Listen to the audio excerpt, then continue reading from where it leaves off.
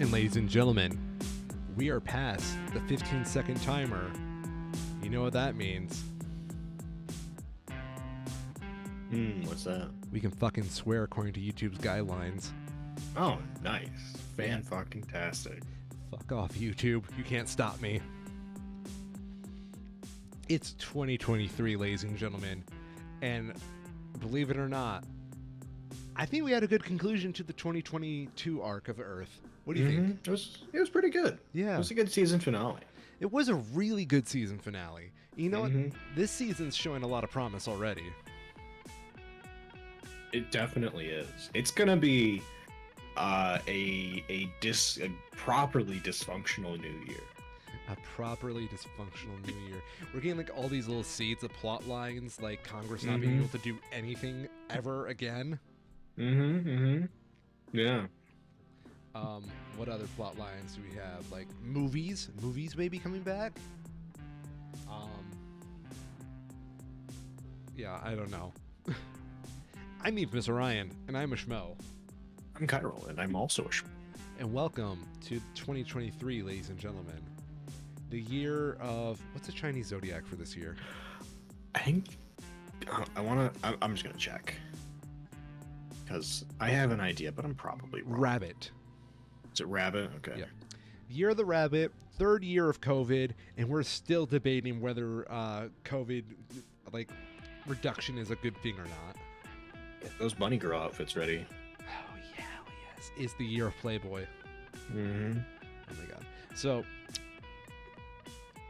I have a funny story about a Chinese restaurant I went to last night. Okay. My girlfriend and I go to this Chinese place. It's a Panda Express, nothing too fancy. And we get our fortune cookies at the end, and we're just opening them up. She gets something like exciting new opportunities are on the way. And for me, mine says the birth of new romance will rekindle your life. And I basically interpret this as, oh, the fortune cookie is asking me to cheat on my girlfriend. Yeah, if the fortune cookie says it, you gotta do it. That's what I was telling her. I said it's nothing personal, but the fortune cookie guides me.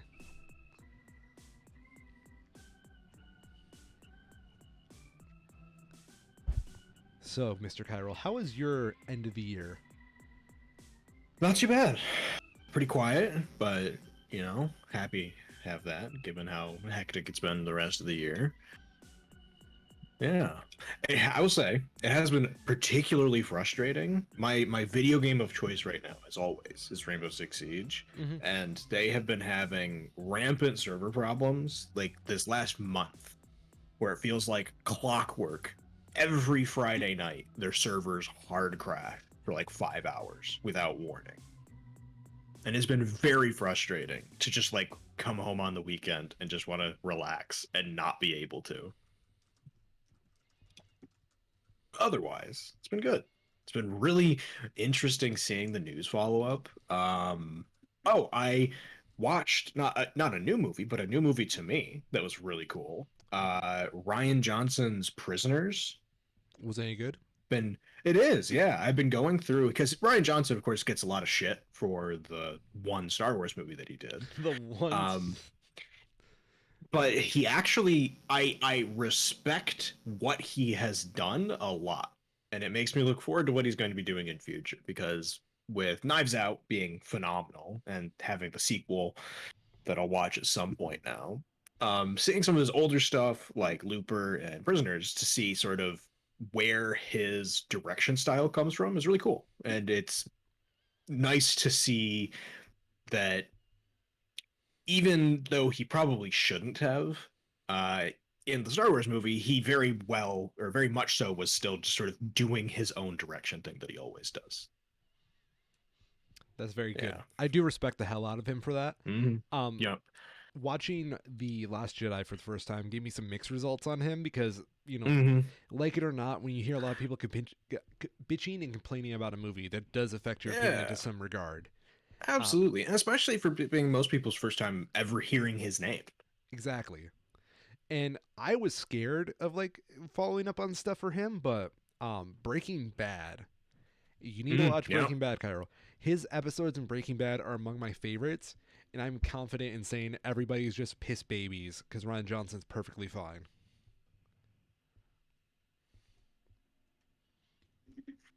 Yeah.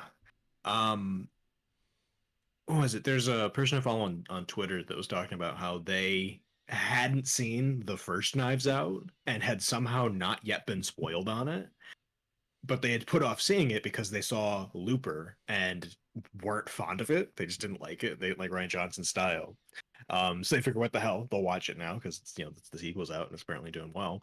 And there's that. Have you seen the Shaq meme that's going around from uh one of his recent things where it's something about like I apologize, I wasn't familiar with your game or something like that.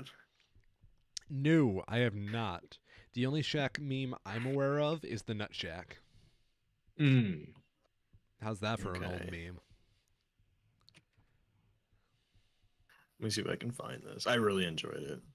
It's a good meme that's being well used by quite a lot of people.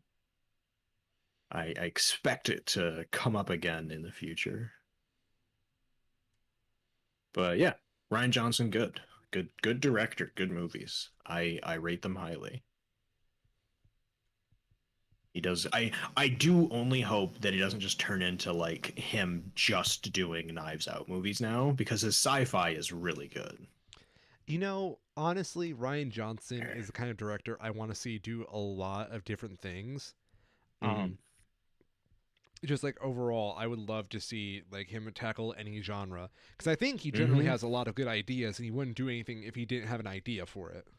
Yeah, he does seem to be stuck in his style being, very much so on mystery things. That's why the Knives Out stuff works so well for a wider audience because pretty much everything he's written has been some sort of mystery. Whether it's Prisoners, where it's a detective mystery, you have Looper, where it's a science fiction mystery, or Knives Out, where it's a more traditional murder mystery. Um, he made the mistake of bringing that pretty much same framing that he just is how his style is based on to Star Wars, where it of course wasn't well received, and he definitely needs to find some way to break out of that and You see, find wider success with a different formula. I think that is like a strong thing for him as a writer. Um, you need to watch the Breaking Bad episodes he did because that's just purely Mm-hmm. him as a director without going into the writing too much. I think he Yeah. did do some writing on the episodes, but he's playing by someone else's rules at that point, not necessarily his own. Those episodes I will defend as some of his best work, and I'm probably just saying this because I'm a huge Breaking Bad fanboy. Yeah, I definitely need to see that. I also found out this is like only like very slightly related. I found out that Dogma is apparently on YouTube, like illegally, but is on YouTube still. Dogma, as in the Kevin Smith movie? Yes. As in the Kevin Smith movie that you literally can't find anywhere because they pulled it out of syndication. Yeah, because it caused a lot of bullshit. Yeah. And then he pissed off the executives where it was licensed through, so they just said, fuck you, Kevin, we're not gonna play your movie anywhere. Oh my god, they have both the original cut and the extended cut.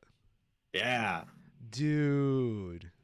I've seen the original Dogma. Have you? hmm No, I haven't, because I heard about it and I was like, oh yeah, that sounds interesting. Matt Damon and Ben Affleck working together. Hell yeah, that sounds awesome. And then I went to find it, and you just can't. It isn't anywhere on DVD. You can't stream it. There's not even a fucking VHS tape you can find that's less than $100.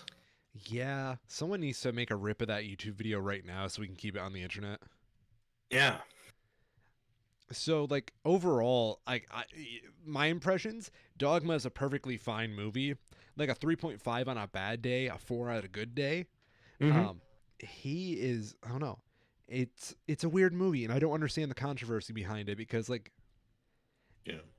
it makes fun of religion, obviously, but Right. I think a lot of it just comes from it making fun of religion in 1999. exactly. Yeah. Have you ever seen the video of Kevin Smith protesting his own movie? No, I haven't. Oh my god, there's like a where is it?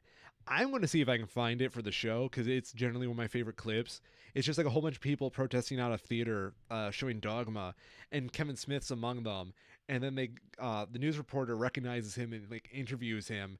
And he doesn't say he's Kevin Smith, but he's like, "I think that people are very right to be upset at this movie. I'm upset at this movie." That's good.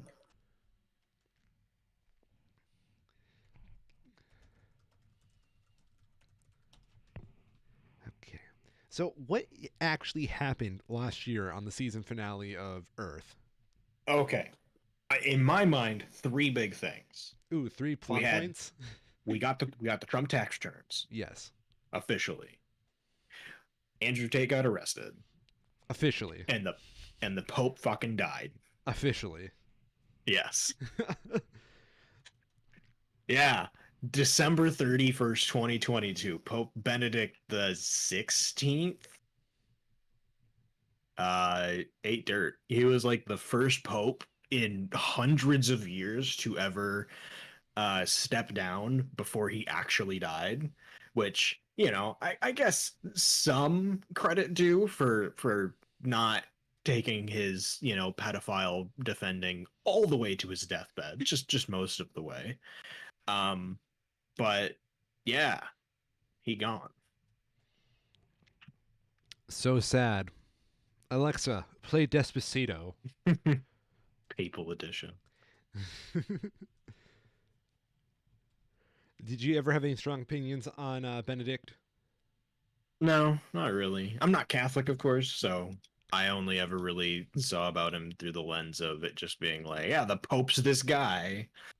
Um, but very much so. I think by the time he stepped down from Pope was about when I was starting to sort of like pay attention seriously to the news. Mm-hmm. So I was aware enough of the controversy that he had as it related to like things like gay marriage that were pretty antiquated even in the times that he said them. Um, and generally aware of how his replacement was, in the realm of how the Catholic Church is far more progressive. Um, After his stepping down, and I've seen more, very much seems like a pretty shitty individual who, I mean, it's the Catholic Church, so it's like far from the worst that they can do, right? Like he only defended the pedophiles. He wasn't one himself, as far as we know. Um, I'm of the opinion the best thing that Benedict did was retire. yeah, Yeah. absolutely. Because Or it else gave we us would have had Francis. 10 more years of him slipping into dementia publicly. Like, yeah, credit where it's due. He did step down in a relatively unprecedented move and let the church appoint someone who actually seems to give a shit about the people he claims he does. Go Francis, woo. Go Francis, woo. Yeah.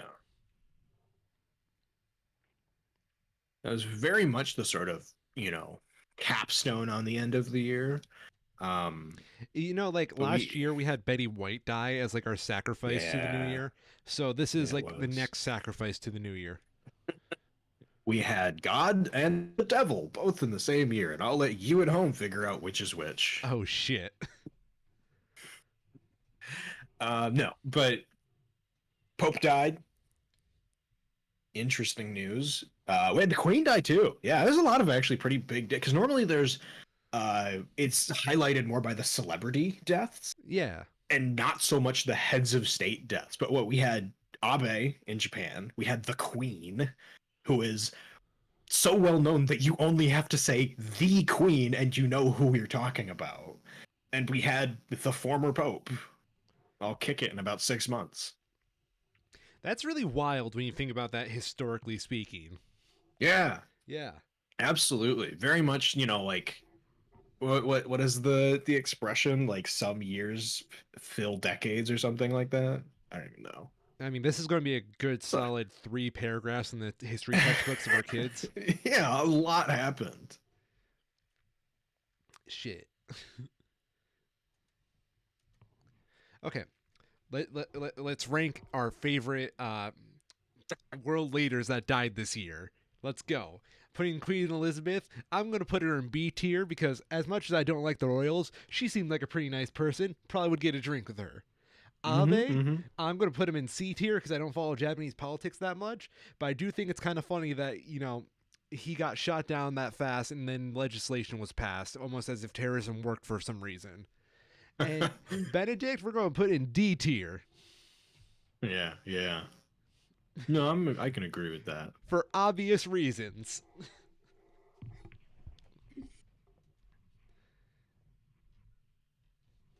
Did we lose any other world leaders in 2022? Sorry. None on, I guess Gorbachev, but it's like all relative, right? Yeah, When you're running up against the Pope and the Queen, Gorbachev's pretty small fish. I can live with that.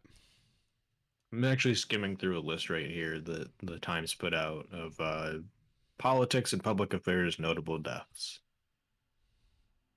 There's not really a ton. I mean, there is a ton, but none on the same tier. One that I remember was a lot of talk about, just uh, given her history, was that of Sacheen Littlefeather Who's that? when she passed away. She, geez, let me make sure I get this right. So she was an activist, an actress who was booed at the 1973 Academy Awards after she refused the Best Actor award on Marlon Brando's behalf in protest of Hollywood's depictions of Native Americans. Did Marlon Brando actually want that, or was that something like she took over? I would have to look it up in more detail to be sure, but from my understanding, it was something that they coordinated where because she went up on stage in his stead Mm-hmm. and they coordinated that part.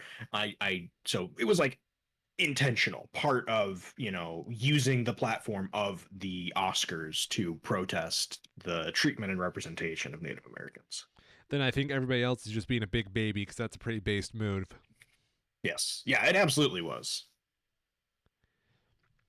What I would call based out of space. Mm-hmm. Oh, Orrin Hatch died? Hell yeah. Who's that? Old senator guy who was kind of an asshole Ooh, from Utah. He was Utah. seven-term senator, one of the like Republican old guard. No, not gonna shed any tears there personally. I just didn't hear about that. I'm surprised. Madeleine Albright, I think that's Secretary of State for is that U.S. or Britain? Must be U.S. Yeah, Secretary of State under Bill Clinton. Okay. Anyone else? Anyone else? There's quite a lot of people I'm like recognizing, but just thinking like on the scale of world leaders, not so much. Yeah. Turns out there's a lot of people out there, and some of them, in fact, did die this year. Darn. And while you might not have died in body, I think we all could see in spirit how new House Speaker Kevin McCarthy died as they had their 15th election for Speaker of the House this week. 15th. 15th. Genuinely historic. The last time a House vote for Speaker required more than a single election was 1923. Almost 100 years. It's the prophecy. It's been fulfilled. Yeah, yeah. Can we stop? And even that, going back then, it's not at all a common occurrence to have these multiple elections. It was, back in like the 1800s, more common. And in fact, the number that was getting thrown around was this was the most elections required to elect a House representative since 1859. Which is like technically true, but that's only like the third last time that this has happened. We had one in 1859, we had one in 1923, and now we had one in 2023. So it's like technically correct, but that's also practically just the last time this happened in the grander scale of it. If we could stop But this yeah, trend of redoing things in America that happened 100 years ago, I'd be very happy with that. Because we're getting close it's to draft weird. times. It's weird. Look at it this way. Yo, By the time the 2040s come around, you and I will probably be too old to be drafted. hell yeah. Take that, my spawn. Mm-hmm. Yeah. But Kevin McCarthy, after 15 elections, was appointed as the House Speaker at a cost. Pretty substantial one. His soul? Even though it's no, in fact, I think he had to give that up for the campaign finances already, so it was already taken. Damn. Um, no, he had to give up. I mean, not even really give up, but as part of him being elected, one of the terms is that uh, any single member of the House of Representatives at any time can call for him to be removed, basically call for a vote of no confidence at any point. Any member at any point. Any member at any point. And it's pretty unlikely that it'll come up, but it means that for their own party's business, if they do something that these crazy on the fringe types like Matt Gaetz don't like, they can just say vote of no confidence and it'll go nowhere. But they can do that whenever they want. So, what's stopping someone from like waiting for the day when everybody's out on vacation and then doing a vote of no Mm. confidence? So the main thing is that they need what would be considered a quorum to hold any business. Okay. So in order to hold anything at all in the House, they need a certain minimum number of their members present. And I'm pretty sure it's I actually look it up. That can't be that hard. What is the No, not the quadratic formula. Quorum for the House of Representatives. A quorum is 218, so they need at least, strictly half of members present to hold business. And I'm pretty sure even when they have half present, they still need more than that in order to pass anything. So they can't just like kick all the Democrats out and do whatever the fuck they want. That makes sense. That's a really good safeguard. Yeah. Yeah. Quorum is usually around, greater than the strict majority is generally what it is. So, yeah. Uh, it'll be I don't know.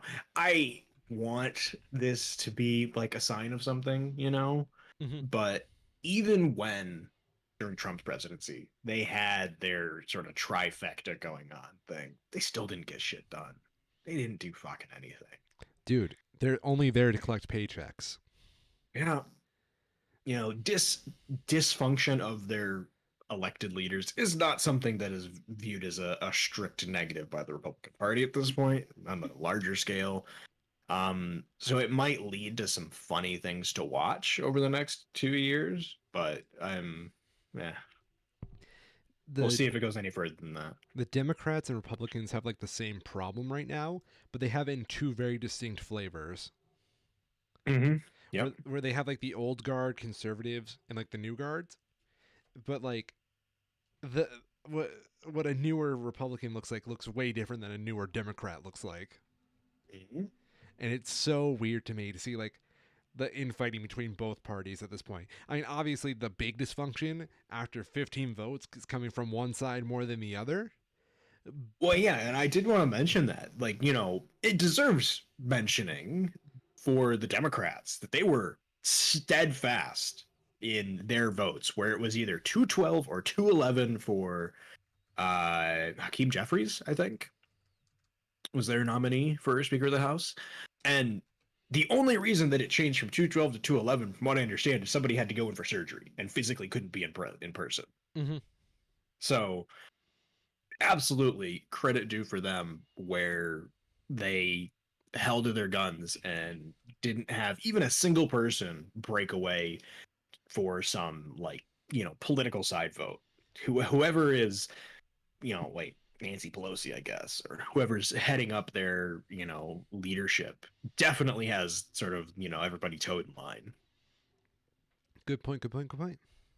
Because typically when you look back, because I did this, I look back at the last 20 years of speaker election this was happening, you see really frequently one or two people breaking off with their own, oh, I want to nominate myself. And they're the only fucking person who votes for themselves, of course, because who you don't care about that kind of shit. But it happens a lot, almost every year. And it didn't happen this year, for the Democrats at least. So, yeah, it was good on them. For once. Yeah. So it'll be interesting to see. The main problem right now is that in order to pass legislation, the Republicans are generally still going to need some number of votes, excuse me, from the other six people who are refusing to vote for him when it comes to actually passing legislation. And if they're petty enough to pull this shit they did for 15 House of Representative elections, I don't exactly have faith in them being able to pull together some solidarity when Matt Gaetz still tries to nominate Trump on every ballot. So I don't understand what the fuck they were trying to uphold by trying to nominate Trump. the gist of it is that for them, Kevin McCarthy is too moderate. Oh, shut the fuck up. Yes, he is not a strong enough leader or some shit like that. And they wanted someone further right. So you're telling me they really love the taste of leather and they just wanted to lick Trump's Oh, yeah. boots very, very thoroughly. Mm-hmm. Pretty much.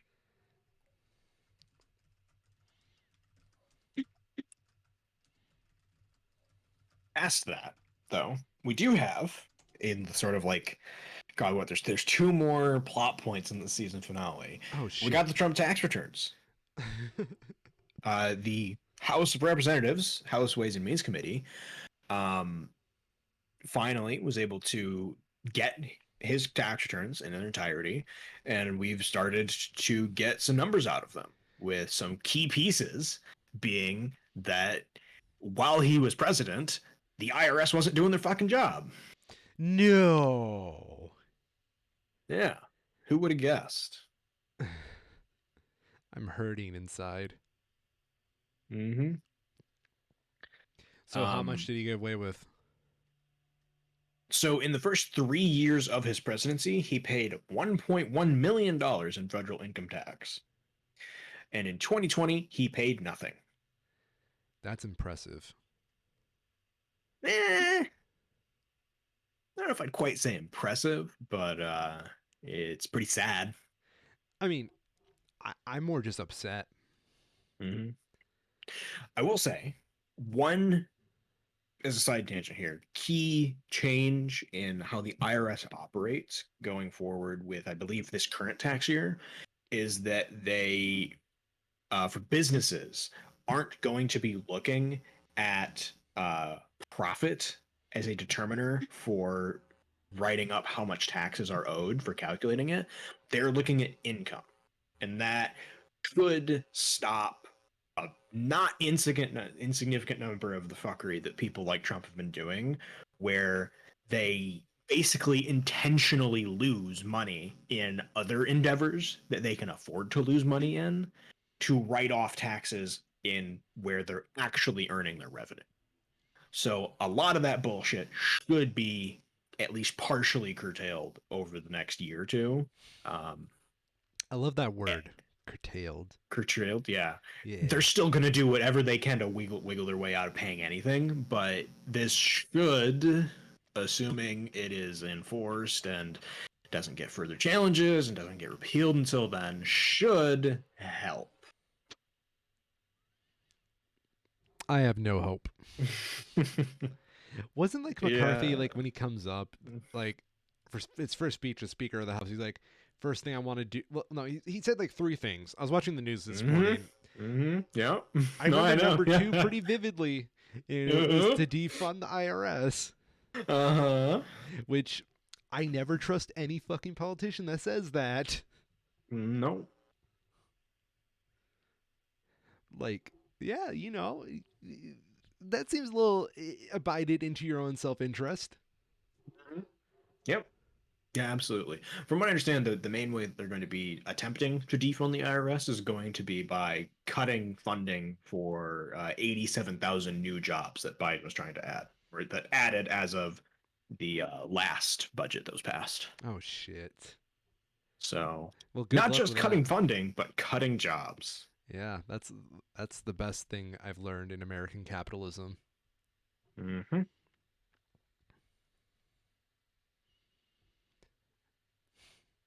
Tax season's going to be real fun this year, isn't it? Yeah. Yeah, it'll be interesting. Uh, the main thing with the Trump tax returns that we learned, um, we don't have the full details of them yet because it, is not public information yet. Yet. But we do know that as a matter of policy, I don't know if it's like actual law, but I'm pretty sure it's like as close to law as possible. The IRS conducts audits of the president and vice president while they're in office of their taxes. And we do know that when Trump was in office, that didn't happen.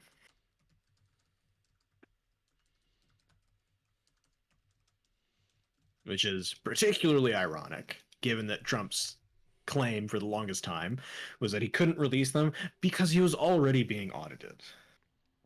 And we now know that wasn't the case. So what happens now? That is still to be determined. The main problem is that because this was a House of Representatives committee, the new House of Representatives, that is now Republican controlled, is very likely going to be first going about to cancel all of those committees and dissolving them entirely. I believe before that has like before weeks ago, all of those committees have already forwarded their findings on to various executive agencies, Department of Justice, and state agencies that should be aware of their findings. Like particularly New York, while they go through their uh, process of they have a lot of charges filed against both the Trump organization and Trump himself personally for tax fraud and violations, as well as DOJ cases at a federal level related to the same. And it's just going to be a matter of charges, when are charges pressed, right? Yeah. Justice moves too slowly. And it is probably going to be a good, 6 months before we actually see any movement, if there is any movement that happens. Think about the timeline that they had for the uh, documents that were being illegally held at Mar-a-Lago, right? Yeah. They contacted Trump in January, said, "We know you have these, just give them back, and it won't be a problem." That didn't happen. They did it again in March, give them back. They didn't, and it took until the summer before they actually sent somebody out there, got a warrant secured, and reclaimed them. And it's pretty likely we'll see something similar in this case, where they have their own policies that they go through, particularly when it comes to cases that are as high profile as this, where they make sure that they do it as by the book as humanly possible to make sure that there's not any room for something to get called out later. So it'll be slow. Hell But yeah. hopefully by the end of 2023, we will have heard something. Oh well. Yeah, Can't wait for this plot line to be it's resolved at the end of the year. it is very frustrating. If only we had like fast lawyers. Would you pay extra money for a lawyer that can make things go faster for you? I think it depends, right? Yeah. If you know you did something wrong, you want the process to be as drawn out as possible, just in case you still lose. Yeah.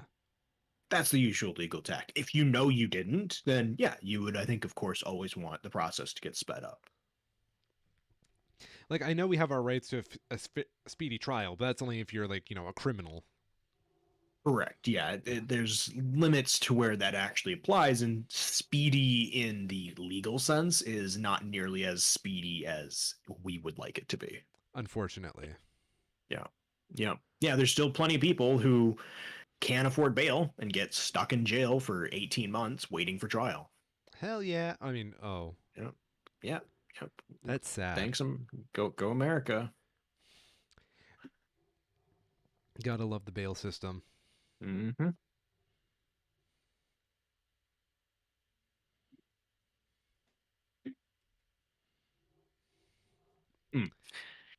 What's the next plot So in line? Oh, sorry. next plot line, yeah, Andrew Tate.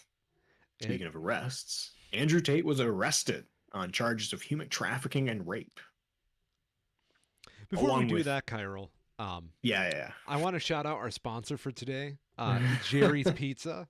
Jerry's Pizza. If you're ever in Romania and you find yourself hankering for a good slice of American style pizza, take it from me. I happen to know on good authorities this pizza is so good, people outside the country will get it. You know, you don't need a Romanian tongue for Jerry's. Mm. Okay, what were we talking about, Andrew Tate? I'm sure those two things are totally unrelated. There's no connection there. Yeah. So back on December 27th, out of fucking nowhere, Andrew Tate, the what was this? There's a good summary of here. Uh former kickboxing, former professional kickboxer turned social media parasite and as big of air quotes as I can possibly make, life coach decided to randomly, unprovokedly tweet at Greta Thunberg bragging about the cars that he has and the emissions that they are capable of making. To which Greta responded snarkily back after being off Twitter for like a week at that point. Just, enjoying spending time with her family, probably like any sane person does around the holidays. With, yes, please do enlighten me. Email me at smalldickenergy@getalife.com. Oh, she said your dick is inadequately sized. I'd have to look it up. I think, is there a list of top Twitter ratios? I don't know. Because it's up there. It has to be up there. The ratio Richter scale? What is this?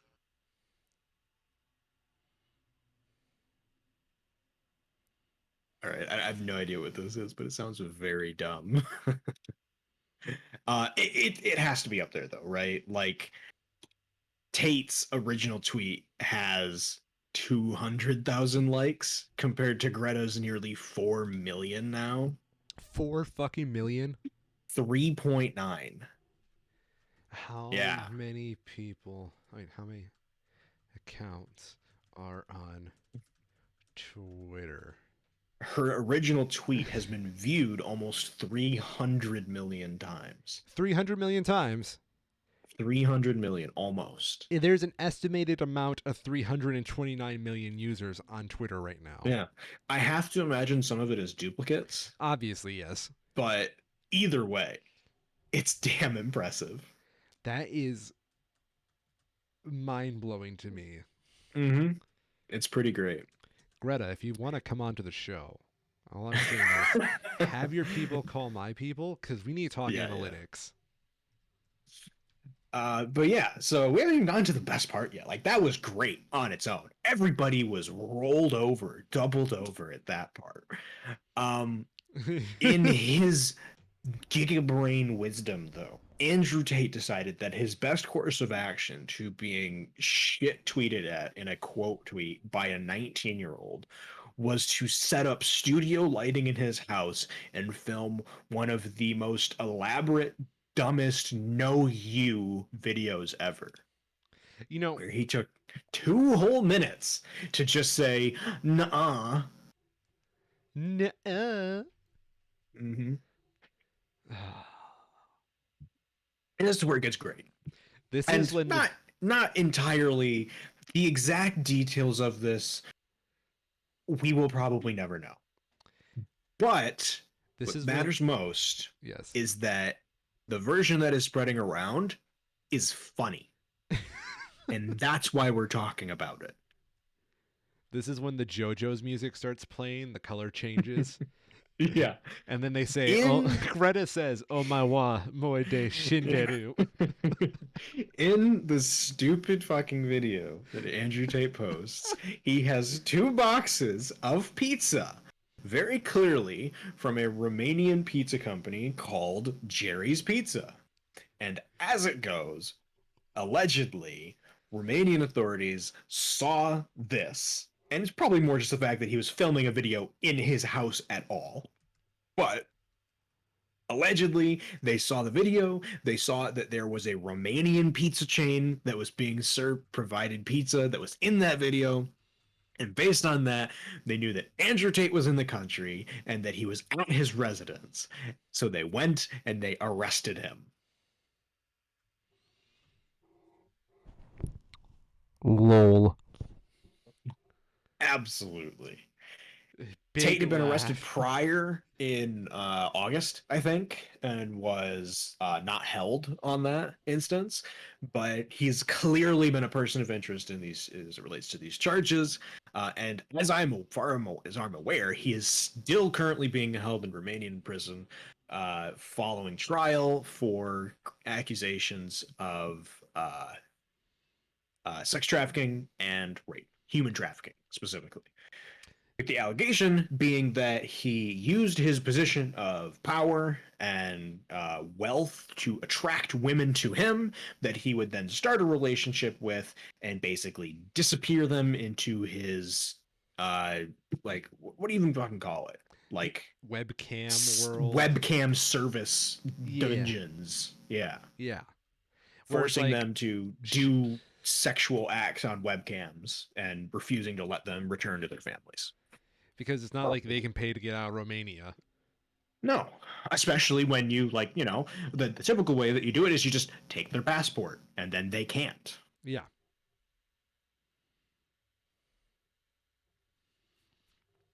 Following that, Greta then tweeted out again, "This is what happens when you don't recycle your pizza boxes."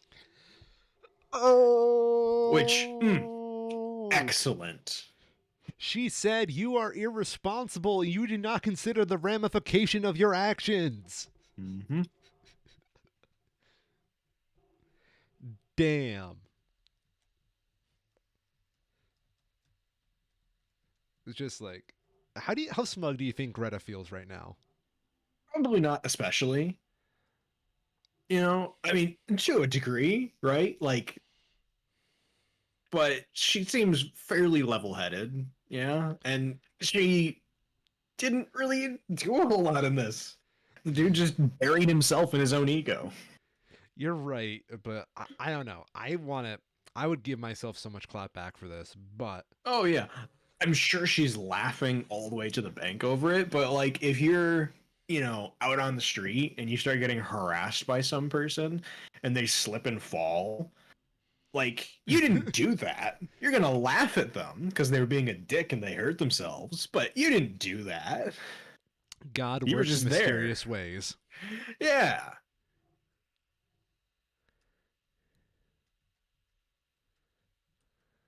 Since his arrest, Romanian authorities have seized a total of like a dozen of Andrew Tate and his brother, who was also arrested in connection to the same charges, a dozen of their cars and properties, with the understanding being that should they be found to be convicted of these charges, the property would be sold, with the proceeds going to the victims and to pay back the court costs.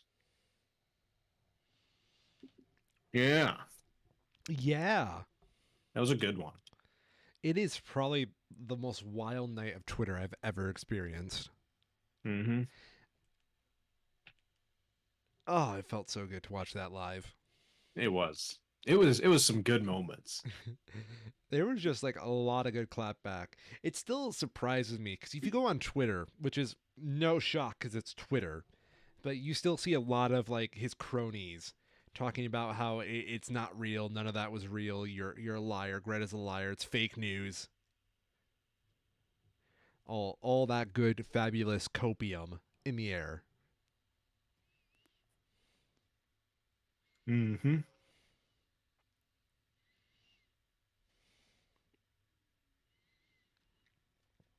Where else do we want to touch on the season finale of 2022, or did we run out of all the big ones? Oh man, I think that is the major points. I will live with that. That is a good highlight. Hmm. It's pretty good. Honestly, I kind of want to check something real quick. Hmm. I'm going to see if we can find any good reviews of Jerry's Pizzas.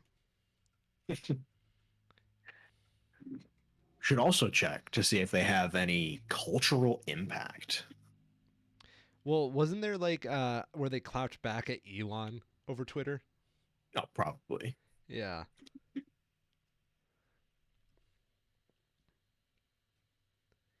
Oh, apparently people have been giving Jerry's Pizza a lot of 5-star reviews in Romania. Wonder why. That's a good pizza box. That's good marketing. Instantly Mhm. recognizable. You know exactly where you're at.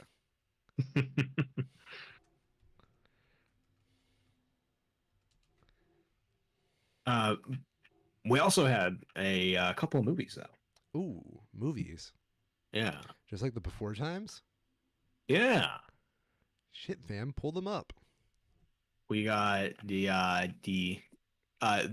it's called The Way of Water. I don't know this first word though. Avatar Avatar. must be based on Avatar. that animated show. Yeah, the one with I the don't know bald what's kid. yeah, I don't know. It's all these blue people though. That's a weird take. It's a spin-off, dude. Explains it. Yeah, Yeah. yeah. Yeah, okay. So this is all about the waterbenders, right? Must be. Yeah, okay. Why else would they? It's called The Way of Water. What else would it be about? Exactly. It's almost like they don't want to be compared to like their previous established franchise that came out first. Mm-hmm. So how is this Avatar? It is, as far as I can tell from the reviews, completely fine. Oh, that's It's too expensive. I'll say that.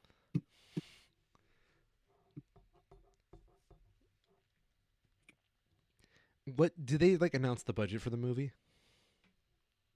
I no, but it has made enough money. Mm, That's kind of what I was trying to joke at there, because there's been like the major critique that people are talking about in the leading up to this, no, Avatar 2 here coming out, yeah. was how like barely anybody remembers what happened in the first Avatar, and when people talking about like, oh, it has no cultural impact, is their excuse for why they were down on it, which is like wrong, but also who cares, you know? Yeah.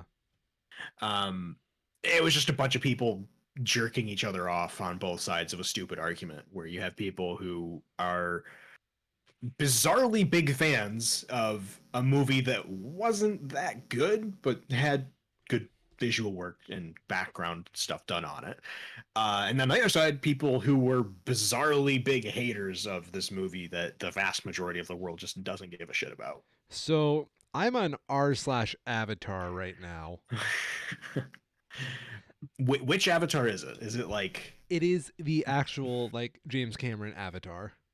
okay? I assume that the like yeah ATLA is Last Airbender. Yeah. Yeah. So there are 62 Sorry, real quick. yeah. I have to point out that Avatar memes has 4 times the number of members than Avatar. Are they good memes? Let's find out. I think it's not that Avatar. Oh. No, it's the Last Airbender memes. Damn it. Okay. Do you think James Cameron like But no, I feel like that's kind of the point though, right? yeah. Like the subreddit for memes about the children's TV show Avatar has 4 times the number of people interacting with it than the only main subreddit for James Cameron's Avatar. It's so weird. I'm on the Avatar subreddit right now and there's some good memes here. You know, Mm-hmm. like the Way of Walter, where it's Walter White instead of Jake Sully. But a lot of this material is based off the fact that it's just grossing a lot of money. Yes. Yes. Yep. Yep.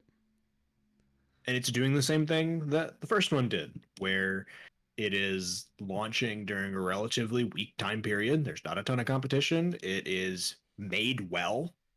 It's a not a bad movie by any means, and they have ticket prices that are more expensive than the other stuff that's in theaters right now because so much of it does the IMAX or the 3D stuff.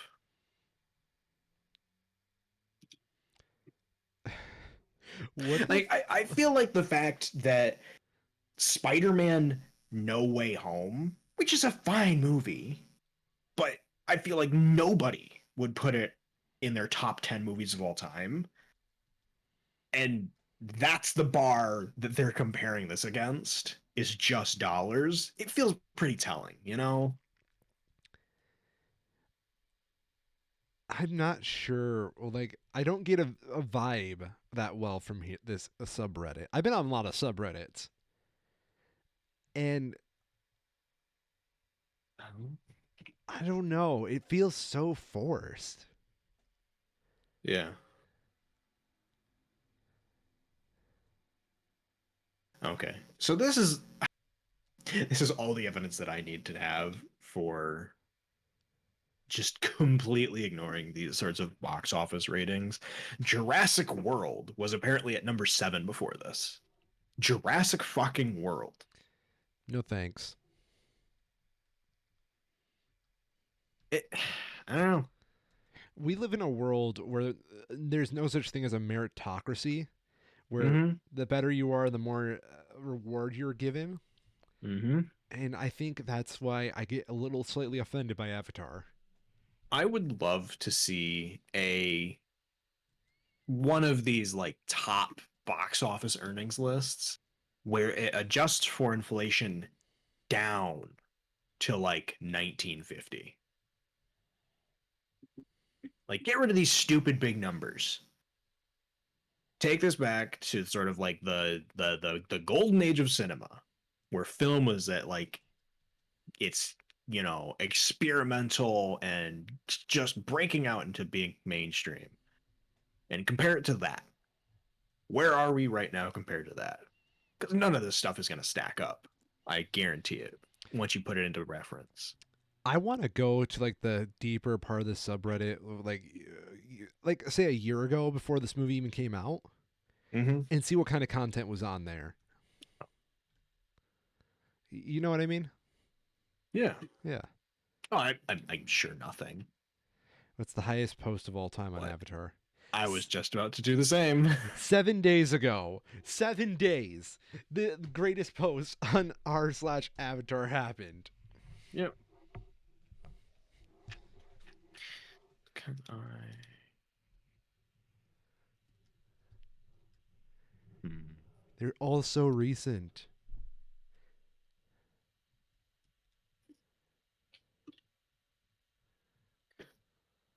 I'm just like mindlessly scrolling to God. There's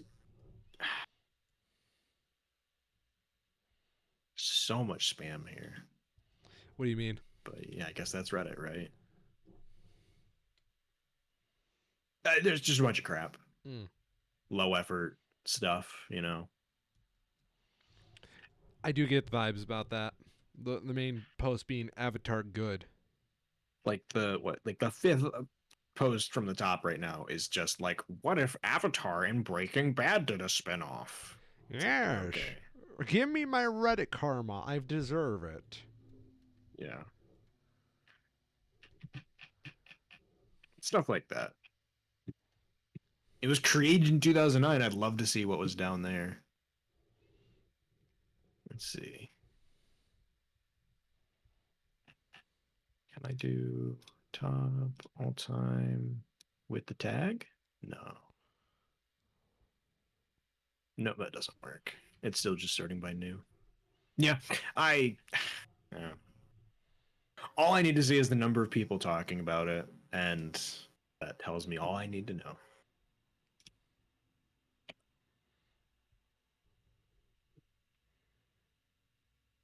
Meanwhile, let's go to r/Marvel Studios. I am sure there's nothing dramatically different about that subreddit. Nothing at all. Oh my. Let's compare the sizes here. There are It six. is orders of magnitude. I don't know. I guess there are worse things in the world to simp for than, Avatar.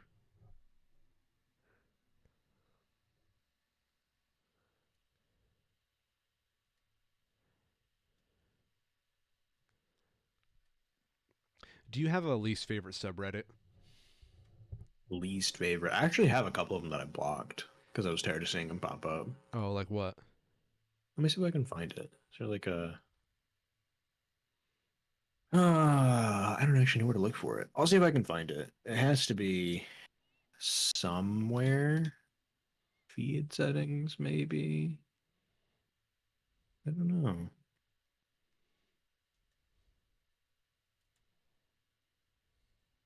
Because they recently added a thing where you could just like mute entire subreddits so you just don't have to see them. Mm-hmm. Uh,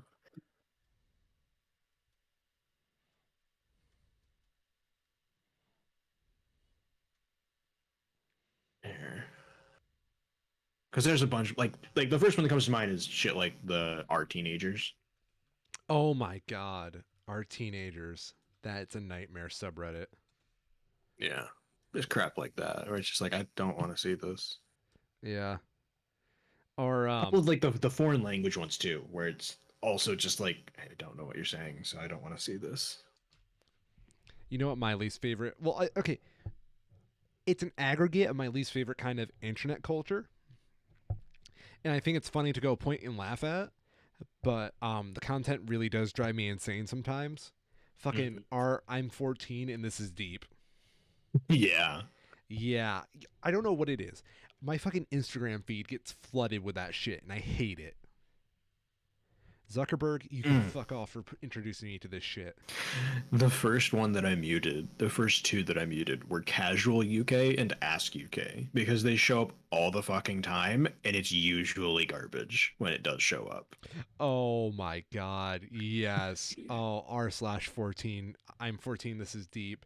You do not disappoint. What is it right now? I can just look it up. 14. I just Oh, posted the meme I stole from there. okay, let me see this.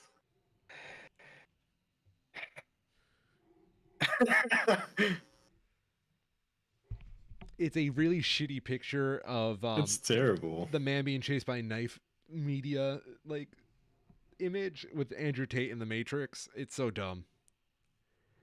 For all of you who are normal, don't know too much about Andrew Tate, he claims everything's the Matrix. Yeah.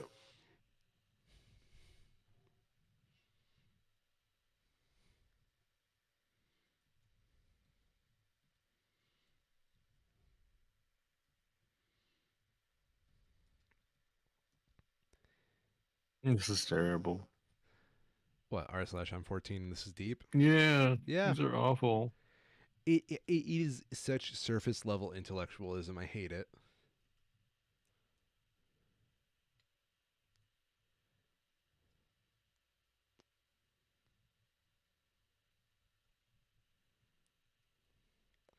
It's amazing how much I see these all the time. Mm-hmm. I need to get off the subreddit. I just will hate scroll through it all day long if I allow myself to.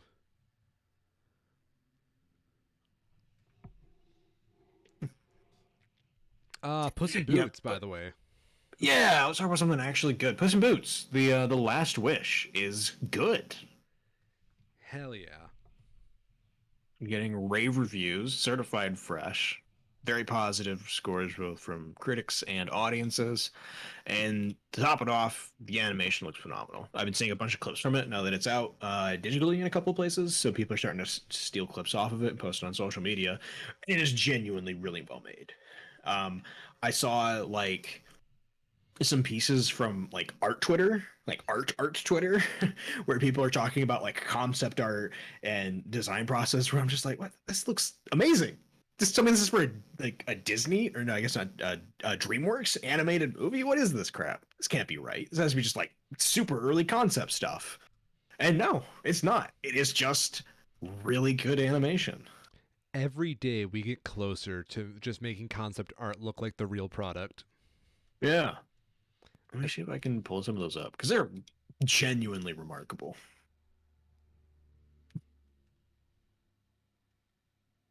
But yeah, Puss in Boots: The Last Wish is good. Very Certified Schmo controversial. fresh. Yeah,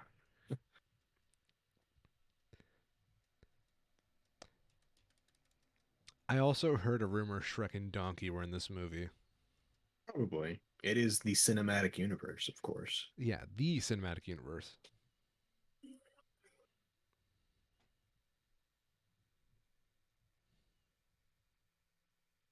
All right, I'm going to send you a Twitter thing that has a clip from it of part of one of the fights Ooh.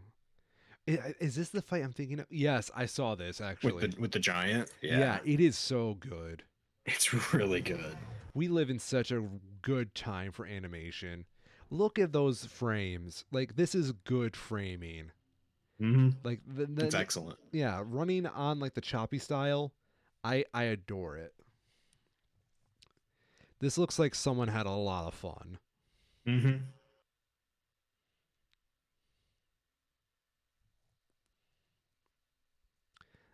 Honestly, Shrek 5 should be in this like style.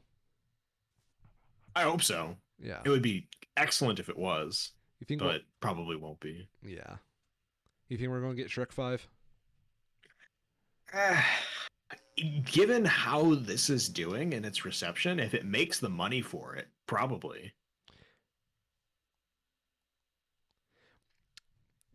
By November 2018, Illumination founder and CEO Chris Meledandri had been brought on board as an executive producer for both Shrek 5 and Puss in Boots 2.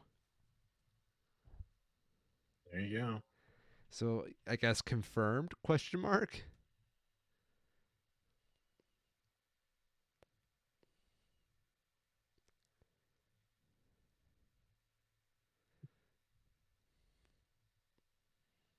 It has been very funny seeing like it's just what was it? You know, the same memes that they had with like the Boss Baby, where it's like person who's only seen the Boss Baby. Wow, I'm getting real Boss Baby vibes for this. Oh my But with Attack on Titan, where it's like person who's only seen Attack on Titan watching Push and Boots: The Last Wish. Wow, I'm getting real Attack on Titan vibes from this. yes.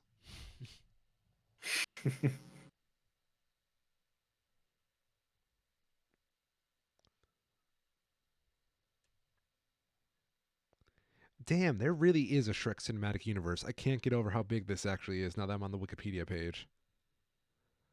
So we have Shrek, Shrek 2, Shrek the Third, Shrek Forever After as the main series. That's the Avengers. Shrek in the Swamp Karaoke Dance Party, Far Far Away Idol, Donkey's Christmas Spectacular, Thriller Night, The Pig Who Cried Werewolf, and Puss in Boots and the Three Diablos for short films. There's the Shrek 4D Ride for attractions, television specials with Scared Shrekless and Shrek the Halls, spin off films Puss in Boots and Puss in Boots The Last Wish, and lastly, a television series of The Adventures of Puss in Boots. That's quite a lot of Shrek. Yep, it made a ton of money. It really did. You remember that time when like every kids movie after like the original Shrek wanted to be Shrek? I don't know. Was there that many? I guess there's a couple, but I don't remember there being a huge number of them. I remember there was like a lot of like fuck Disney movies after Shrek. Yeah, maybe. Yeah.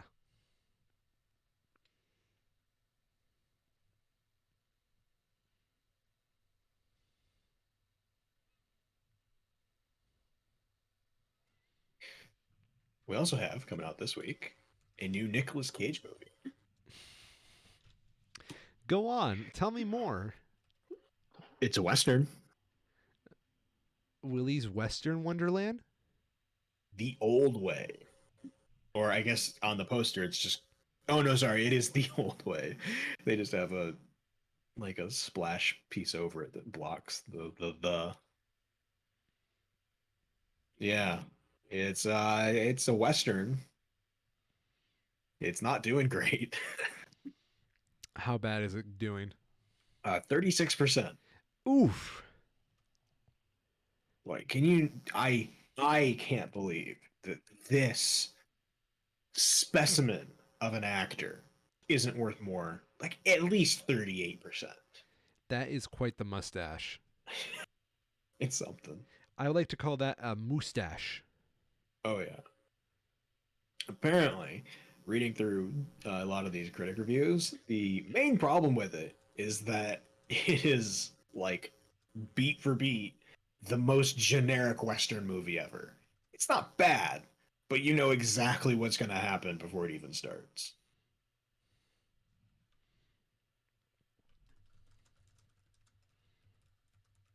Is there like any way we can make a Western that is like not automatically bogged down by being a Western anymore? I really enjoyed The Sisters Brothers. Oh yeah, I forgot you said that movie came out. Yeah, that was Ne- a good one. Never But it's mind. still, I don't know. It's hard to break away from it, you know? Yeah.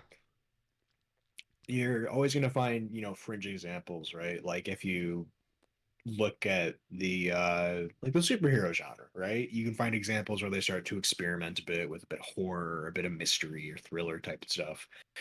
But at the end of the day, it's still following the same formula because it's part of the genre. And then at a certain point it has to, Yeah.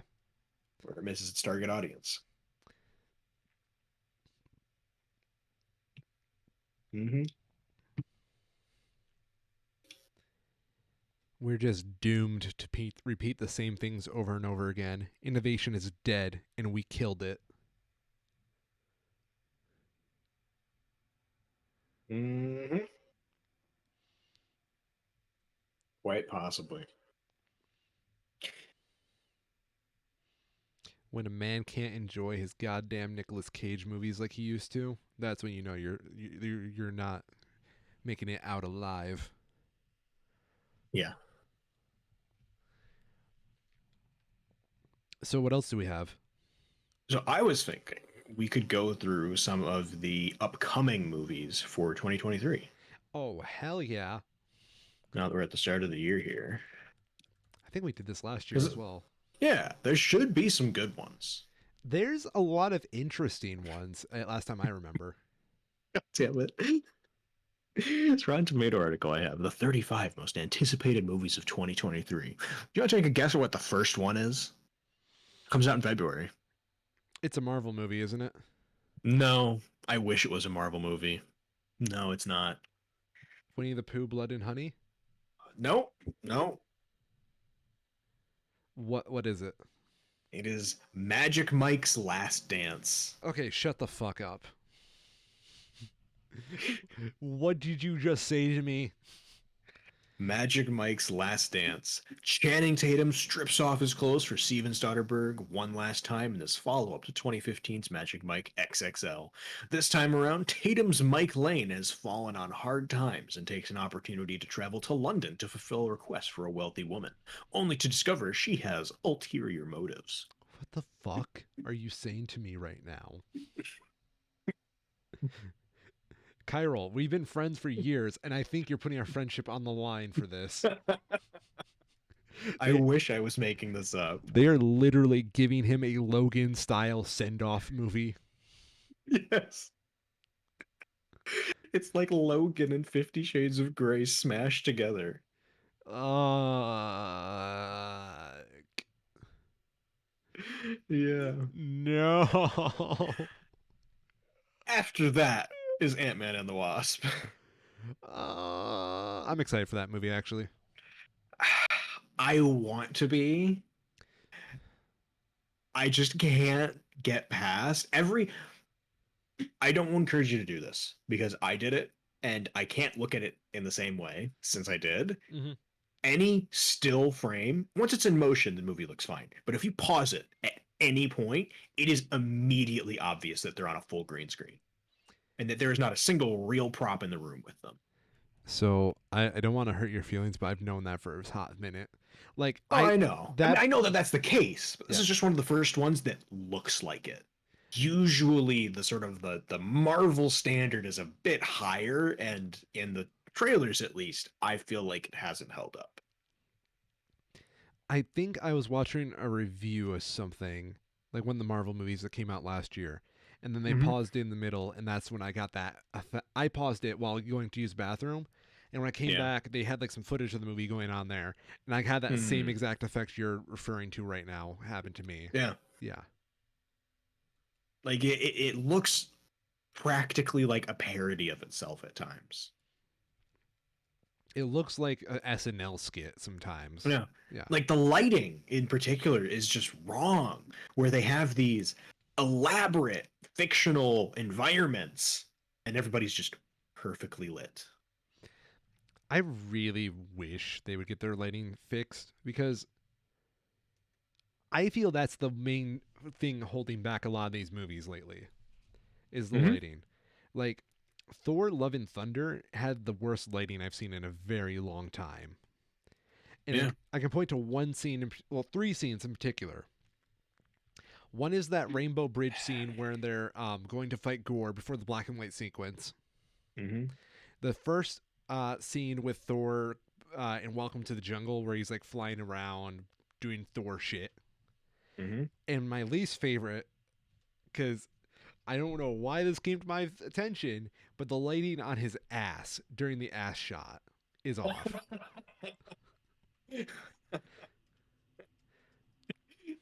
You're probably not wrong, but I'm not it's going to look very it up, but funny. I know for a fact it's off. Wow. There should be more shadow on that ass in the lighting of that shot. I remember thinking that. Yeah. No, you're not probably not wrong. I haven't seen it because Oh, fuck, you haven't seen it? why the hell would I? It's actually a cinematic classic, and it Oh, was I'm lying sure to it you the is. whole time. Look, they made one good Thor movie, and I don't trust them to do it again. I will say one and a half good Thor movies. Yeah, I guess that's fair. Like, the first half of the original Thor, I think is a good movie. Why don't you just cut out all the Dutch angles? If you cut out the Dutch angles, my good friend, you're left with half the movie. Exactly. I cast you. Uh, I am excited for Ant-Man and the Wasp to see how they continue with the Kang storyline. I think that's interesting and it should be cool. And I am still hoping that this is going to be, the one where something of consequence happens. Finally. It has to happen eventually, and if it's not after this one, I don't know what the fuck they're doing over there. So, what's the next movie on our timeline? Do you want me to be a bit more selective here because there's quite a lot? Yeah, just do Well, like the main no, ones. we can just skim over these because there's only like 30 here in this list. Creed 3, it's the Okay. next Creed movie, Rocky spin-off stuff. It's Yeah. doing well. They make a third one, so 65. It's just called 65. You seen trailers for this? No, I have not. Has Adam Driver in it. Okay. It is a sci-fi thriller of an astronaut landing on a foreign planet only to discover that he has landed on prehistoric Earth 65 million years in the past. Is this a reverse Planet of the Apes shit? It looks like it. It's produced by Sam Raimi, Okay. scored by Danny Elfman. Mm-hmm. I'm hoping that the combination of the title and how obvious that plot point is to be given away in all of the promotional materials is a red herring. And it's actually like some other twist that's going to be revealed later, Okay, yeah. Or else, like, I mean, a 2 hour Adam Driver go and murders some dinosaurs could be fun, but otherwise sounds pretty inconsequential. It sounds incredibly inconsequential. I don't know what the Yeah. fuck you're talking about. Put him in a Yeah, Jurassic so Park movie if that's the case. Oh, sorry. right. So I really hope there's something more there. But That's coming out in March. We have still in March here. Scream 6, I think that is. It's another Scream movie. I'm so happy. We're getting the Shazam sequel. Shazam 2. Yeah, Fury of the Gods. It's the only good DC superhero movie franchise they still have. Oh yeah. Oh, we didn't talk about the news about Henry Cavill.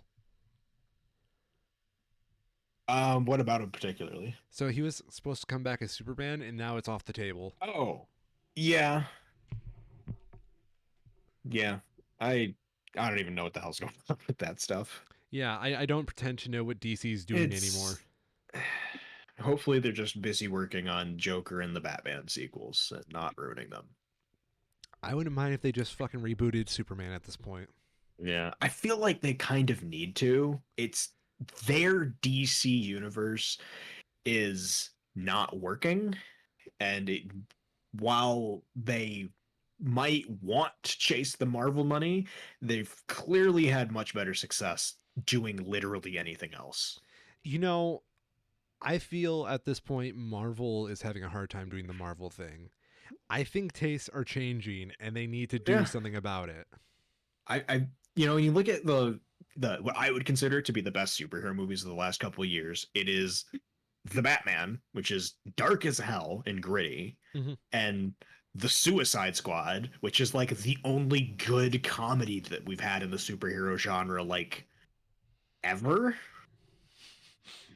I don't think there's been a good superhero comedy that's meant to be a superhero comedy foremost. Deadpool? Well, I wouldn't even see Deadpool. Like the I original guess Deadpool is fair. I feel like that just is like its own thing at a point.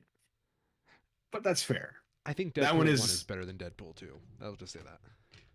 yeah, they're, Yeah. they're pretty close, but I think that's a fair assessment. We have John Wick Chapter 4, which is going to be more John Wick. Mm-hmm. Um, Holy. this one's going to be a thing. Dungeons and Dragons Honor Among Thieves. Have you seen the poster for this? I have. It does not look good. It looks like shit. And given how many other Marvel, or sorry, not Marvel, Dungeons and Dragons, Wizards of the Coast, Hasbro endeavors have been canned completely, this feels like, because they've been just so low quality, it seems like. Yeah. I feel like this is gonna suck, and the only reason it's releasing at all is because it will cost them less money. Like it's done, right? They don't have a choice at this point. Yeah. I can't see this being good though. I'm not against the idea of a Dungeons and Dragons movie, but I don't Oh, not at think all. we have enough. It's a lot to work on for a Dungeons and Dragons movie to work. Yeah, I don't know. I don't think so. It's like the big step off for me is the fact that they have Dungeons and Dragons in the title. Yeah. All of the best Dungeons and Dragons stuff that isn't, like the tabletop games, doesn't have or isn't known by it being Dungeons and Dragons actual title. If they just called this Honor Among Thieves and let it ride off the confidence of being its own good story, I'd be more confident in it. But the fact that they feel like they need to remind you this is Dungeons and Dragons, the fact that it can't just be an excellent fantasy movie in its own right is concerning. Brand It's recognition, like, dude. Sells tickets. yeah. In a good segue to the next movie on this list, it's like when a movie has to put the movie in its title to remind you this is the movie version of a thing. Oh no. And on that note, the Super Mario Brothers movie. Ah. So I have high hopes for that, all things considered. I'm not looking forward to Chris Pratt, but I am looking forward to Jack Black and Charlie Day. I have no opinion about this whatsoever. You ju- It's, to me, until it proves otherwise, it is just another Illumination movie, and I don't care. have you seen the trailers yet? I have. Okay. They're fine. Yeah. They're not bad, Yeah. but they aren't particularly inspiring. What They're I fine. what I find interesting is the lighting engine they have on there, which is better than most Illumination movies. What I don't like is how golden Sure. everything looks. Yep. So I'm kind of with you on that, but I have high hopes at least for the performances because I do like some of the actors in this. I think there's Mhm. Oh yeah, there's a ton of great actors in it, and if it 60% is of this is well casted. absolutely, if it doesn't do well, it won't be the actor's fault. Yes. I am going to put everything wrong on this movie against Illumination, mainly because we've been burnt by them Yep. so much in the past. I don't Yep. think it's a very good sign. And look this up. This is real. Nintendo bought a fucking animation studio because of their work on this movie to do their own Yeah, thing. it's not great. I don't think that's necessarily It's Nintendo saying we want to work with these people again. no, I don't blame them. Yeah. Like I'm sure that they know this is going to make all the money, right? It's going to make a bunch of fucking money. When I hear how many times this movie's been fucking delayed, Yep. do you know what that screams to me? Compromises. It means Mm-hmm. that they had to fight fucking Nintendo for everything when they're Yep. probably being contracted for this, you know? Mm-hmm. I'm sure there's some kind of production hell somewhere in this movie. I'm sure there's a lot of compromises made in this movie. I want a documentary made on this movie because you I have. would be. So, I say I'm really curious to know when they stopped like principal photography. When did they have all the lines recorded? yes. I want to know how you have a creative juggernaut like Shigeru Miyamoto, which, say what you want about Nintendo as a company, Miyamoto has proven he's a fucking juggernaut in the creative industry. Mm-hmm. Mm-hmm. And then you put him with the same company that made Hop. Just that is yin and yang right there. And I'm sure there was not that much harmony over this movie. Yep. Yep. I agree. After the Super Mario Brothers movie, we Mm-hmm. have Evil Dead Rise, the Ooh, fifth film in the Evil Dead franchise. congrats to Sam Raimi. Good job, Sam. Yeah. Moving into May, Guardians of the Galaxy Volume 3. I'm cautiously optimistic. Mm-hmm. Mm-hmm. At least it's a MCU trilogy that had the same like director. Those tend to Yes. work out pretty well. James Gunn knows his stuff Yeah. for the most part. I did you hear the interview with Dave Batista? Where he's saying he's stepping down. More or less, yeah. Yeah. Where it's pretty well implied that this is going to be one of the last appearances of Drax for some time. I'm okay with that. I am too. Yeah. After seeing his role in Blade Runner 2049, he is an incredibly talented actor.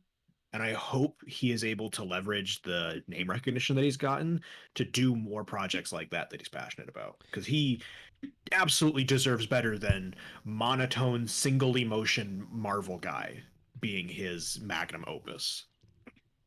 I'm not saying Drax is bad, but I agree with you. Not at all. Drax is an excellent character. It's just someone of Batista's caliber, seeing what he's capable of, the degree of acting that he's doing. Because like someone like Drax is not easy to do, Yeah. and he does it really well. He makes it look It's just easy. also literally one note, Mm-hmm. and I want to see more from him. And I hope this gives him the chance to do that. Hard agree. Yeah. After that, this is actually going to be a pretty tight fight in May here because you have Guardians Volume 3 and then Fast X. Damn. Oh, it's part one of the 10th installment. Part two, which is rumored to be the last, will be in 2024. Jesus. They're really doing a Deathly Hollows endgame. God, being the car guy here, it pains me so much to see what the Fast and Furious franchise has just been twisted into. The fact that it's now a franchise that needs a two-part fucking finale. I'm glad they're doing well with it. You know, there's a ton of actors in it that I respect a lot, and I can't fault them for getting what I hope is disgustingly large paychecks from doing these. But holy shit, I never would have thought that this kind of crap would be what the franchise went with. So will we ever get my Transformers meets Fast and the Furious pitch? You say that, but there's a Transformers movie coming out. No. I'm just saying, dude. Like, hear me out. I want that movie so bad. Mhm. Yeah. Yeah, It would be interesting. I don't know if it'd be good, but it would not be it'd be good. something. It would No. be the next Citizen But Kane. What are you talking but look, about? but then what Transformers movie ever was, right? You don't go to see Transformers because it's good. You go to see it because you want to see two robots beat the shit out of each other in a PG way because they're technically not human. Can I tell you something? What's that? Transformers 2 like ruined me as a kid. Transformers 2, before then I was in that innocent stage of like childhood where all Yep. movies are good. Yeah. Yeah, Transformers 2 ruined me so much that it made me realize there's such thing as bad movies. Yeah. There Yeah. Have you seen the Cosmonaut Variety Hour look back at the Transformers movies? no, cuz I generally get PTSD. How is it? It's amazing. I Oh, haven't seen any of these in probably about that long. I not since I've, got the perspective for what good movies are, and going back and seeing these with people who have also not seen anything from these in the better part of a decade is sublime how shitty these movies are that I never realized. They're just so fucking bad.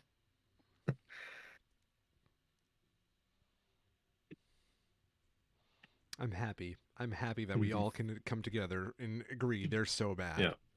We are finally in the agreement of Transformers not being a movie. I can live with this. Oh, something that hopefully might be a good movie is the live action Little Mermaid. Yes. I want this to be good. I have no confidence that it will be, but I want it to be good. I don't want there to ever be bad movies, No. but Exactly. I think that's a good way of putting it. yeah. If I had it my way, and I know this is very childlike and innocent and not exactly feasible at all, Yeah. there'd be no bad movies. Hmm. But if there's no bad movies, there's no good movies. That's I like think most of all, I want this to be good just to rub it in the face of the garbage people that started negatively bombing this just from the outset of Ariel being black. Just yeah. from that perspective alone, I want this to be at least competent to shut those people up because that level of just stupid racism is just so fucking exhausting to see. I'm with you on that. Yeah. I think there's this weird like pre-programmed state, and I don't like it. But like every time some fictional character has their fucking race changed, Mm-hmm. every dude on Twitter just blows up in anger. Mm-hmm. And it's like it's amazingly predictable. Every time they do it, you know it's coming. Yep. And I don't know, dude. Like it really just feels gross after a while. Yeah, it does. Yeah.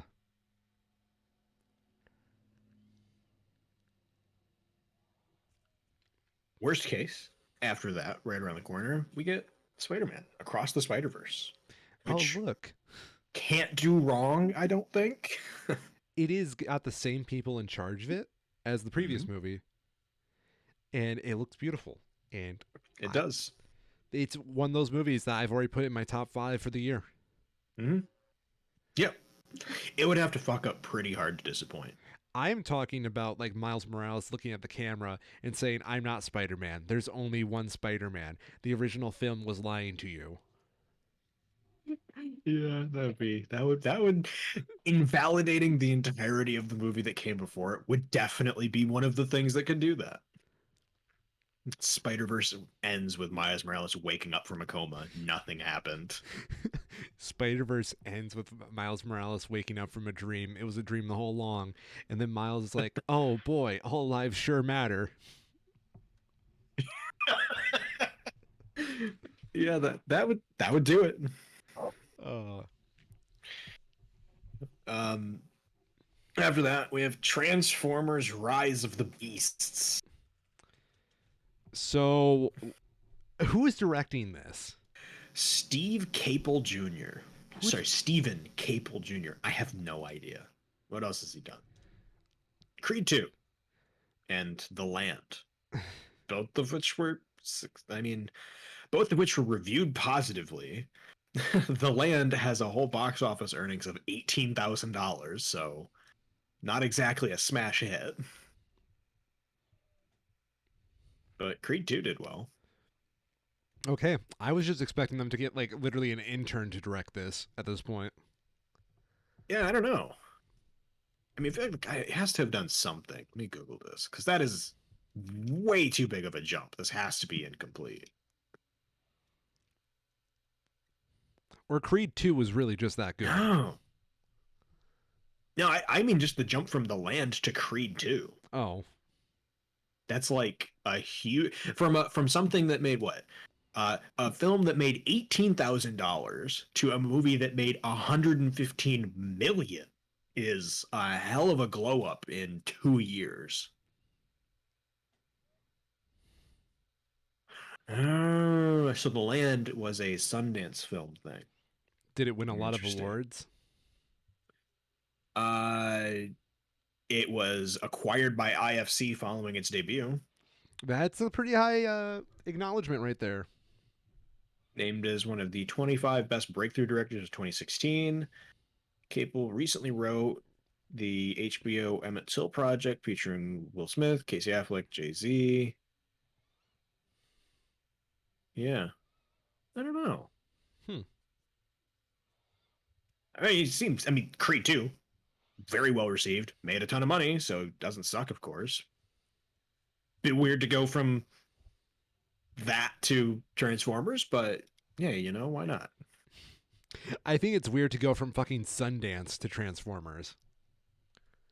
Also true. This is high film right here. They Yo. put they're putting the monkey transformer on screen. Oh no. Yeah, it's weird. I'm sure it's going to sell a lot of toys. Loosely based on the Beast Warriors storyline. I'm sure that means something to somebody. Yeah. It's just the part where the Transformers turn into animals. I'm not a That's fan of literally it. Transformers. I don't know. It was always very much just like clearly a way to pull in it's like a North American sanitized anime, right? Yeah. It's not bad. It's just not as good as the stuff that it's sort of pulling from, but it's not bad. The movies have all been bad though. Or maybe not all bad, but mostly. There's been some bright spots, but they're definitely only spots. When was this article written? Make sure this is still accurate. December 14th. Is The Flash still happening? I don't Oh. know. I Oh. genuinely don't know. How is the Flash still happening, but Henry Cavill is not coming back as Superman? Yeah, I'm wondering if it is. Because I genuinely don't know. I feel like the fact that I haven't heard says that it probably is, but I feel like it would be a uh, big story if it wasn't happening. is The Flash canceled? Oh no, sorry. The Flash movie canceled. Nope. It's still on as of December 6th. They bumped it up a week on the theaters, even. They're just that ready to get it over Oh, with. no, because it would have been fighting with Indiana Jones otherwise. That is a smart move on their decision. That whoever in corporate Yeah, decided that deserves a whoever raise. did that one, Yeah. good job. Because, yeah, week after Indiana Jones and the Dial of Destiny. The Dial of Destiny. Yeah. I That want this to be good. I hope this is good. Just as, like, a last send off for so many industry figures. I hope it holds up. please don't be a Jurassic World Dominion. Uh, it shouldn't be. From everything that I've heard from, like, the early looks at it that people have had, just the glimpses, it sounds like it should be good. that like the people working on it gave a shit. But yeah, have to wait and see for the finished product. In July now, and actually a couple of big movies in July here. We have Mission Impossible: Dead Reckoning Part One. That's a cool Another name. another part two-parter. The Mission Impossible movies for are to me at least. This is just like what Tom Cruise does, right? He makes summer blockbusters. Yeah.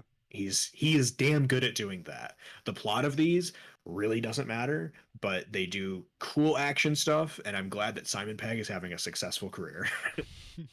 They keep people employed and people coming to Yeah. theaters. Yeah. Yeah. There's so many actors that I never would have thought I would see in action movies that have been pulled in through stuff like Mission Impossible, but I can't fault them too much.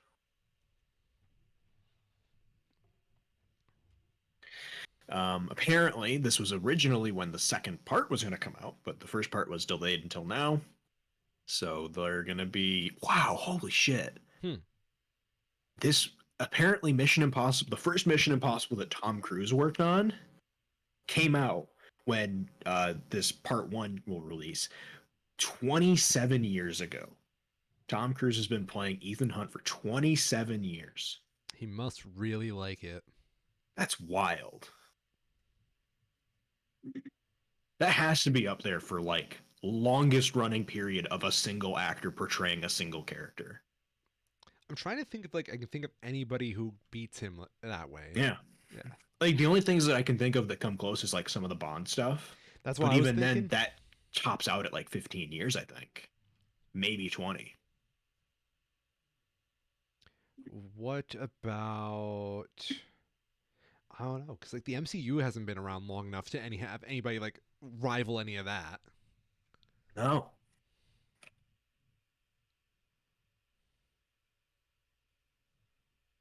Longest running film franchises.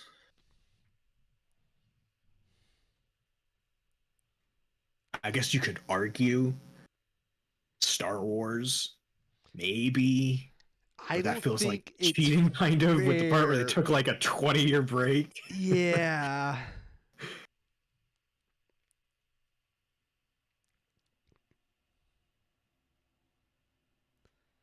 I don't know. Definitely. It is easily like top five at the very least. I can't think of anybody that would last longer. Yeah. Yeah. Coming up after that, so it's like just week by week by week here. Oppenheimer, Christopher Nolan's next flick. Oh, he's already got a new flick coming out. Mm-hmm. Damn. Has Matt Damon, Florence Pugh, Emily Blunt, Robert Downey Jr., Rami Malek. Huge cast on this, but based on Oppenheimer, father of the atomic bomb. That's actually a really cool idea for a movie. Mm-hmm.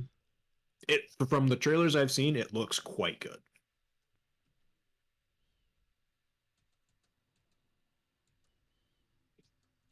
Back to Marvel with the Marvels. Oh yeah. That's happening. Have we seen a trailer for that yet? I don't think so. No, I think we barely even have a synopsis for it at this point. No, it is literally recorded in Rotten Tomatoes as The Further Adventures of Captain Marvel. Oh, okay. Man, there are 5 Marvel films in 2023. They're making up for that lost year. And then some. It feels so weird because like the phases Uh-huh. have been so fast because of like all this hyper like push out of movies. Big screen debut of Kamala Khan. Confirmed. Interesting. I don't mind that. No, I think that should be good. Everything I heard about that was that it was generally targeted for a bit of a younger audience with how it was written, Hmm. but all of the like character work and acting was top notch. I can confirm I'm still not a boomer because I honestly didn't find anything wrong with that series from the previews I've seen. Yeah. Yeah. Yeah. July 14th, skips around a little bit. Apparently there's a new Scorsese film, Roosevelt, starring Leonardo DiCaprio. That is the most Very, Scorsese thing I've heard. yeah, very little known about it yet, it seems. It's just sort of biopic.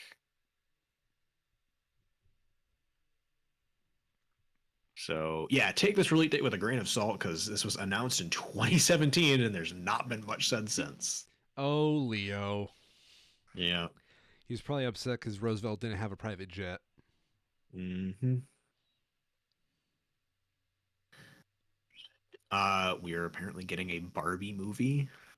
Oh yeah, did you not see the trailer for that? No, I didn't, but Oh I'm my, seeing that it exists. watch the goddamn trailer. It is absolutely amazing. They have Ryan Gosling, I assume, as Ken. Yes, That is perfectly casted. isn't it? Like this movie is self-aware of what it is.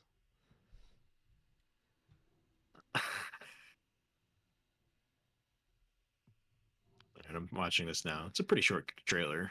Oh yeah, it's pretty much its own short film.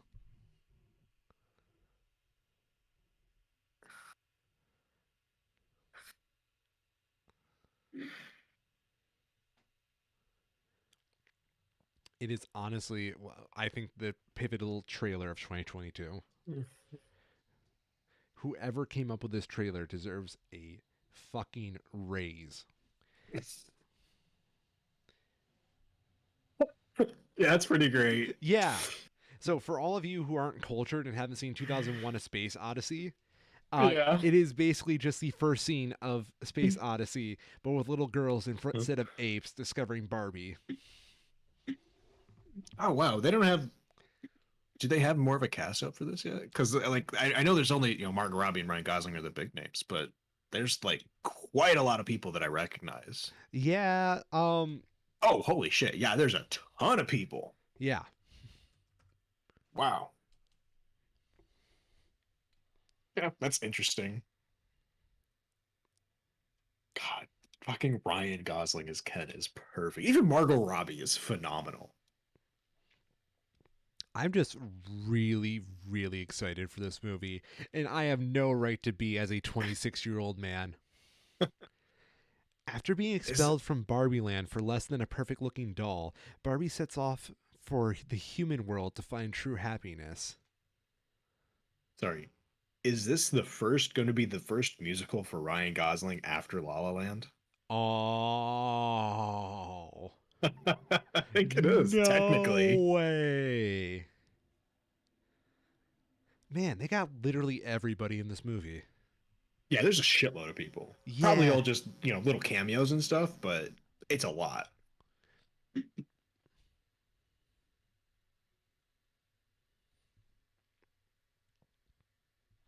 I'm cool with this though. Yeah. The only It seems fun, and I can't fault it for that. We need more fun. Ooh. All right. Back on the upcoming movie train here. I'm gonna skim over a couple of these. Blue Beetle was going to be an HBO show, but they turned it into a film because Warner Brothers killed all their other movies and they had to find something to fill it. Something like that, I'd assume. Okay. DC superhero flick. So, who knows? The Nun 2, part of the Conjuring universe. No idea about this. Are they It going is to happening. enunciate it? Nah. Uh, A Quiet Place spinoff.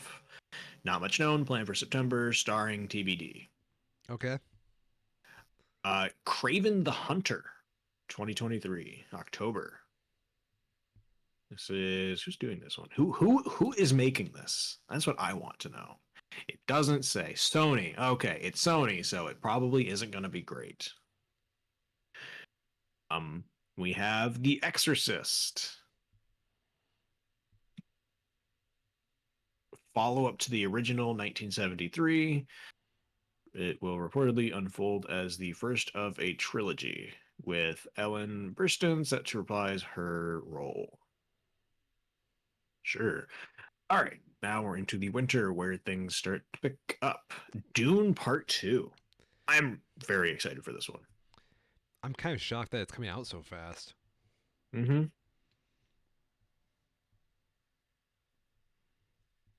Yep, I really hope it's good. The first Dune Part 1 set it up well to succeed. I'm optimistic given Dennis Villeneuve's talent. I thought that they did really well with the first one. They just have to finish it off right. And I hope that when it's all said and done, you can treat it as just like a 5.5 hour super movie and just watch it all as one piece. That'd Because be that pretty cool. seems to be how they filmed it. They just can't release a 5.5 hour movie because God help them if they tried to. That's not allowed nowadays. Nope. After that, we have The Hunger Games, The Ballad of Songbirds and Snakes. Oh, are they really making a sequel movie It finally? is a prequel Oh. based on the novel of the same name by Susan Collins. Follows a young Coriolanus Snow, so the leader guy, and his involvement in the Hunger Games as a mentor years before the events of the original series. No idea what that actually means. There's a trailer for it apparently. I haven't seen it. I was quite disappointed because I read the Hunger Games books. I was quite disappointed with how they finished up the series towards the end of with the films. They're mostly good, but it just kind of ended a bit on a whimper. So I'm not especially high on them going back and doing more of these. But maybe this will be a bit of a redemption. Mm. They have Peter Dinklage is in it for some reason. Okay. After that, another Timothy Chalamet movie, Wonka. Oh shit, I forgot he was doing that. Yeah, has So Rowan Atkinson in it. my girlfriend is a big fan of Willy Wonka and the Chocolate Factory, Mm-hmm. and she's pissed that this movie's being made. Really? Yeah, she's not looking forward to it at all. Hmm. Serious if we have anything more since this article was written. Uh, no. A big no. I think Timothy Chalamet makes for a fine Willy Wonka. To be honest, I don't know much about Chalamet to give like a good diagnosis of how I feel about him as an actor. He's just got those really defined, sharp facial features that seem to work well for the sort of eccentric personality. I don't know. I just hope he doesn't get Tumblr Boyd. Yeah. Yeah. I don't need him turning into the fucking Onceler. Ooh. Uh, what is this? So, as we get into Christmas time, we have The Color Purple, a film version of the stage show musical of the same name. So it's a remake of the original Color Purple, technically, kind of. Kind of? Yeah, Yeah. I can live with that. Interesting. Yeah, that sounds cool. Musicals are always fun, and there's a bit of a void of that this year, it kind of seems. Depending on how you consider Barbie, which way that goes.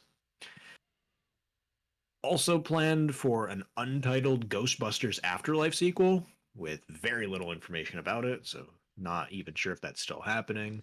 Heard nothing about the original Afterlife. Everything that I heard about it was generally positive. It wasn't super big in its scale or its reception, but it sounded just totally fine. Hmm. It had some fun cameos from the original stuff, but mostly just played as its own thing. I just never will understand how they keep trying to make Ghostbusters a franchise. Yeah. So I think that's the key thing about this is that it doesn't.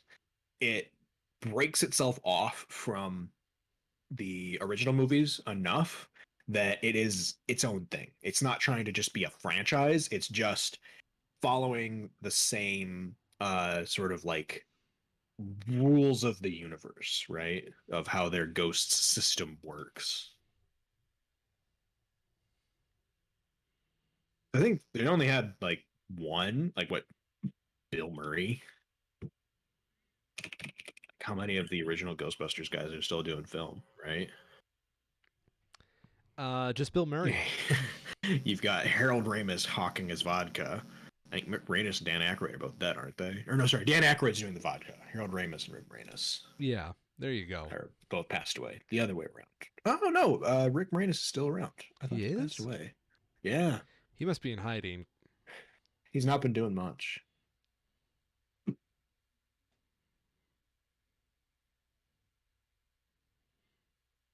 1997, Moranis began a long break from acting to dedicate his time to his two children as a widower. He did not appear in a live action film for over 20 years, though he provided voiceover work for a few animated films, including Disney's Brother Bear. Also released comedy albums and made appearances at fan conventions. I can respect that. I will always respect something like that. Yeah. 2020, after his hiatus, he appeared in a sequel to Honey, I Shrunk the Kids. I guess that's fine. Yeah. He's just living his life. Then we have the sequel to Aquaman. Oh. Aquaman and the Lost Kingdom. Oh. Also by James Wan, same director. So at least got that. That's good. That's a little more consistent than a Marvel movie. Yeah. Yep. Mostly the same cast, it looks like. Very few details about it still. And a couple of unknowns that are just scheduled for 2023, but who knows exactly what's be coming out. We're getting a film adaptation of The Nightingale, best-selling novel, the same name, as well as Legally Blonde 3. There's a Legally Blonde 2? Oh yeah. Oh, Oh yeah. God.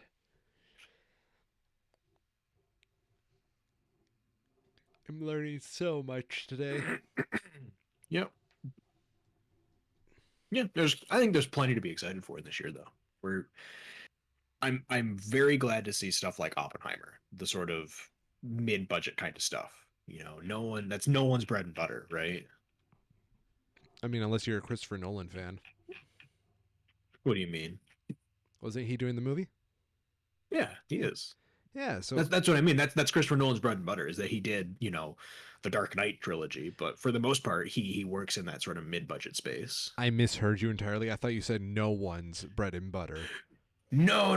Sorry, Nolan's. Yeah, no, he does a lot of that stuff. So yeah,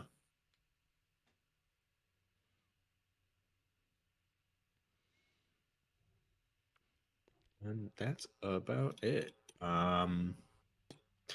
I have a feeling that these articles that I pulled up here about COVID restrictions being eased in China are going to be a bit evergreen. So we'll just hold off on that. They're just going to let them mature for a few days. Yeah, they only just had one of the largest COVID outbreaks since the COVID outbreak started. They're going into the Lunar New Year, and there's going to be huge amounts of travel within the country and internationally. Nothing is going to go wrong with that combination. It's fine. There's definitely not a travel advisory to China from the US State Department and the Canadian State Department and most of the EU's state departments. It is fine, and we shouldn't worry about it. You know, I'm sensing a little sarcasm in your voice. So I'm going to pull up the No, Israel defense. no. If you are critical of a country that is made of one entirely ethnic group, you are racist against that ethnic group, good sir. The Israel defense. Do you like that? That's pretty good. Thank you. I've been using that a lot lately.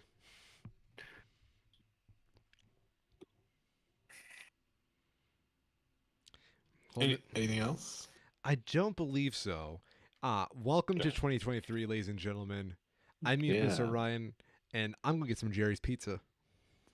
I'm Cairo, and I'm also a Schmo. Have a good day.